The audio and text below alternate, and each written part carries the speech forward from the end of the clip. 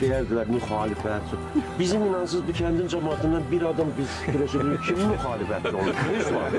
Hamı öz təsərrüfatı ilə dövlətin qulluğunda valla. İndi İnsan, təməldə insanın özgürlüyü var, azadlığı var. İnsanın azad olmadığı bütün totalitar ve teokratik ölkələr dağılacaq. Bunun başqa mümkünatı yoxdur. Dünya dövlətləri niyə politoloji sahədə, siyasət sahəsində, siyasət bircə bizdə asandır? Siyasət dünyada çox çətin sənət.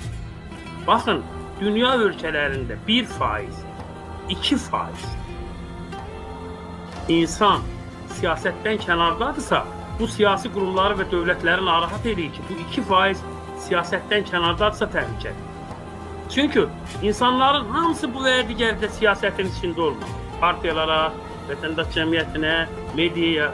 Bizdə xalqın 90% yoxdur siyasətin içində.